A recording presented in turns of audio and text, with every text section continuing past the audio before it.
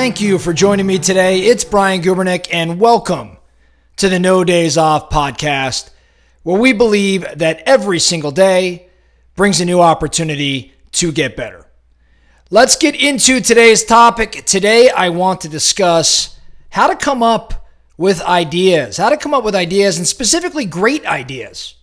So what are the things that we could be doing to inspire, motivate, encourage, create good ideas, great ideas?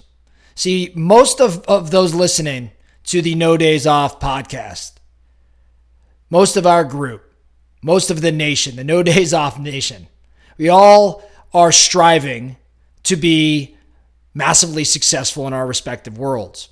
And as we know, a lot of success, especially in business, but a lot of success comes from our ideas, comes from the ways that we creatively solve problems, the ways that we capitalize on opportunities.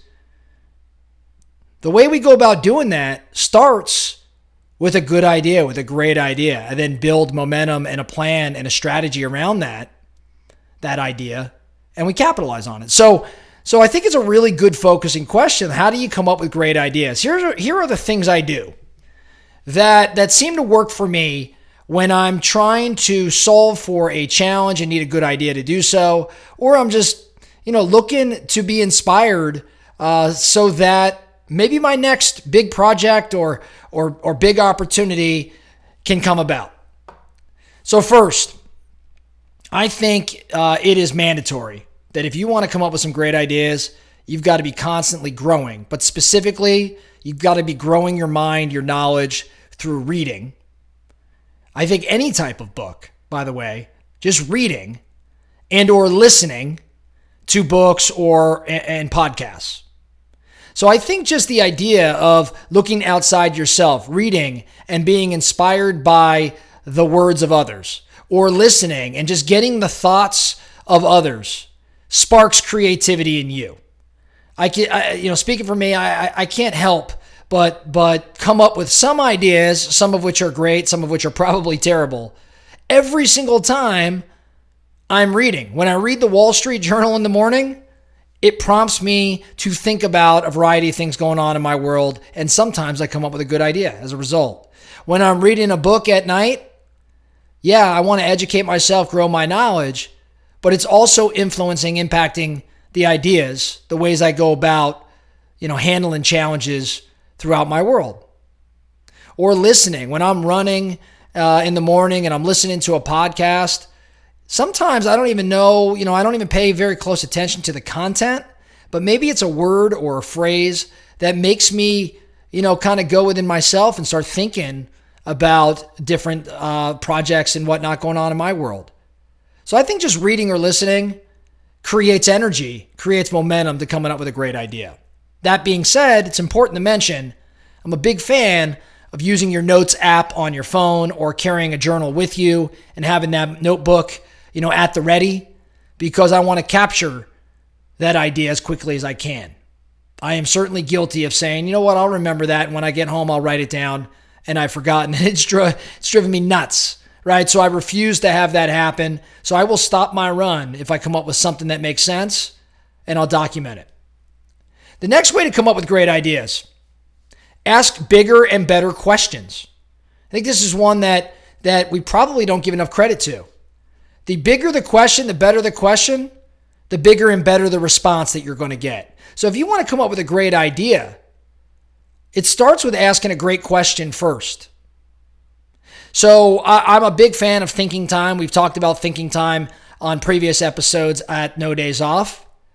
I think the quality of that question that you ask during thinking time is what's going to generate or most impact the quality of the ideas that come about. So if you want to come up with great ideas, question everything, but ask big questions in doing so, right? Ask big questions. It's not, why does this happen this way? But what happened before it that caused these actions? Or how could this have gone differently? These little changes in words, just a word or two in a sentence, changes the power of the question altogether. The next thing I look at, if I want to come up with some great ideas, I aim to cross-pollinate. What does that mean? I look for inspiration in other areas, other fields, things that you may think have nothing to do with your particular area in which you're trying to come up with an idea, but I'll look outside of my field. So for example, if I'm in real estate and I have a challenge or I need to come up with an idea with respect to, my business in the real estate sector, I'll look at sports sometimes. I'll look at, the financial sector. I'll look at art or music, right? Like I will pick up books that have nothing to do with running business in real estate, but just the inspiration and the creativity and the ideas coming out of that, I may find are very applicable in my real estate world. So I want to cross-pollinate. I want to look for inspiration in other fields.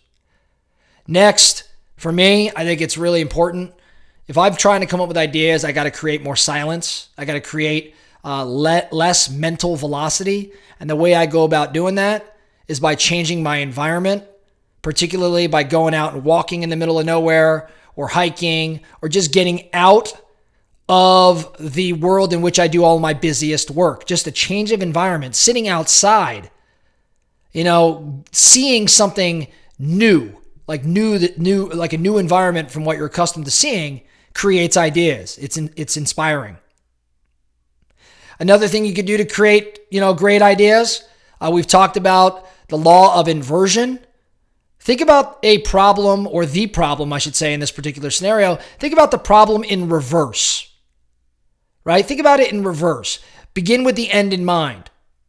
Or think about what would happen if you did the opposite of what you're currently doing. So I'm looking to reverse engineer. So instead of saying, for example, I want to go sell 500 widgets next year, I might ask a question, what would stand in the way of me selling 500 widgets next year? And through asking that kind of inverted question, it will prompt new ideas around how I could go accomplish that mission. So use inversion, starting with the end in mind, working backwards, reverse engineering, or identifying those things that could potentially lead to failure, will spark ideas that lead to success. The next one I'll give you before I get to one final one, stand in front of the whiteboard with a marker in hand and don't move. Sounds kind of goofy when you're like, how do I come up with great ideas? Stand in front of a whiteboard with the marker in hand and just stand there. There's a great quote by a writer, an author, Somerset Maugham, who says, I write only when inspiration strikes. Fortunately, it strikes every morning at 9 o'clock sharp. What he was talking about, he'd sit down in front of the typewriter, and that was his job. And at some point, inspiration would strike. Same sort of thing here. Stand in front of a whiteboard. You have some thoughts in mind, marker in hand, and don't move until you start brainstorming, brain dumping some ideas. Eventually, one of them is bound to be half decent. And the last thing I would look at in terms of creating great ideas, and this is certainly a theme at No Days Off. We talk about this quite a bit. I'd ask you the question, who are you hanging out with? Who are you spending the most time with? If you want to come up with great ideas, you got to spend time with people who are on a similar mission, also looking to come up with great ideas. Your environment matters. If you're sitting around a bunch of big thinkers and you're spending time with a lot of big thinkers who are committed to solving big problems, you can't help but do the same. Let's say the opposite. If you're sitting around people that have no desire to come up with a great, groundbreaking idea, you're sitting around with people who tend to be more role players than drivers and creators, naturally you're going to fall in line with that group.